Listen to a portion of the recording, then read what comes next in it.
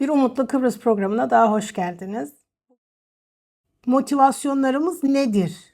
Kıbrıslılık, üst kimliğini isterken olabilir, ortak hedefiniz olabilir. Sosyal kimlik ne demektir? Kıbrıslılık üst kimliği nasıl oluşturulmaya çalışıldı?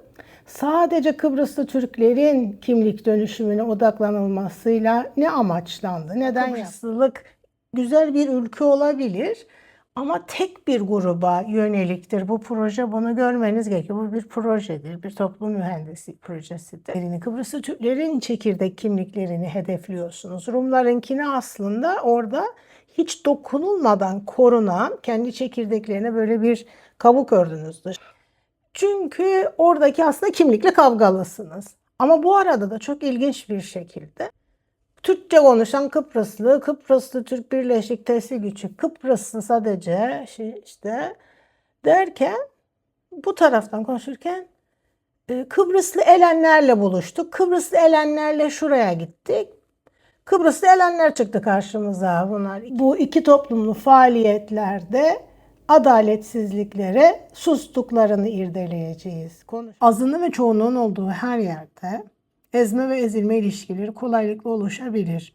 Ve adaletsizlikler ve eşitsizlikler oluşabilir. Bunun üzerine gidilmeden kurgulanacak olan herhangi bir üst kimlik sorumludur ve ona aslında karşı çıkılması ve sürekli bu adaletsizliklerin, bu ayrımcılıkların konuşulması gerekir. Eşitsizlikler olabilecek, olan ve olabilecek olan potansiyel eşitsizlikleri konuşmaları gerekirken daha çok uyumlu davranırlar. Ahenk içine girmeye çalışırlar. Uysal, evcilleşmiş bir varlığa dönüşüyorsunuz. Ona gerekli bir şekilde illaki barış getirmiyor. İşte tam tersine bir ezme modeli oluşturuyor. Milliyetçi falan diye böyle bir damgayı yapıştırdıkları anda size korkuyorlar. Bu da ne demiş bunlar da o zaman?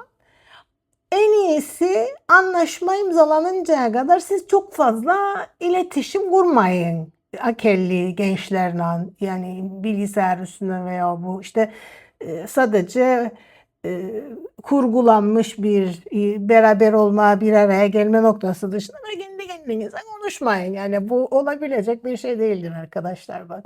Ondan kaçınmaya çalışırsınız. Yani halının altına süpürme derler bizde buna, değil mi? Diyor ki kabul et bunu. Yani reddetme de burunlar bilin ya. Hemen her şeyi kapalılar eğer fırsat bulurlarsa. Dedim yani ben de kendini orada. Adamlar kapmış götürmüş, sizin haberiniz yokmuş gibi davrandığınızda durum değişmeyecek. Çok önemli bir konu üzerinden devam ettireceğim. Çoğunun azınlığa tahakkümü, grupların sesinin bastırılmaması en büyük meseledir barış görüşmelerinde. Parti okullarının vazifesini yapıp ahenk bozulmasın, uyum bozulmasın ötesinde cesaretle bu toplum için ne iyidir ne kötüdürü daha fazla konuşabilmesi gerekiyor. Avrupa Parlamentosu seçimlerinde Avrupa'nın Akali'nin Türk adayı çıktığına ben buna çok karşıydım. Çok basit bir sebepten karşıydım. Bunu ilk defa yapan da o değildi. Ondan önceki de yapmıştı. Ona da çok karşıydım. Toplumun içerisindeki insanlar bunu bilmek zorunda değil arkadaşlar. Değil. Bu federasyoncu siyasi partilerin siyaset okulu yapmadan bu şekilde bu iştirakçilik etmesi, bu toplumu batıracak şekilde iştirakçilik etmesi çok büyük bir sorundur. Avrupa Birliği'nin böyle bir insan çıktı ve dedi ki yani işte çoğunun azınlığa tahakkümü diye bir şey var mı? Evet, tabii ki var ama öyle bir şey Kıbrıs'ta olabilir mi sanmıyorum. İnanılmaz bir şey bu. Yani sessizleştirme ve uyum sağlama ve evcilleştirilmiş bir yapıyı insanlara yedirmedir. Bu aslında bana sorarsanız kurbağayı yavaş yavaş kaynatma metodu. O kadar. Çift kimlik modeli diye bir literatürde örnek vardır. Onu tartışmaya açacağım. Çift kimlik modeliyle bir üst kimlik kurabilir miyiz? Empoze edilen bir barış diliyle neden barış yaratamazsınız? Barışla kalın.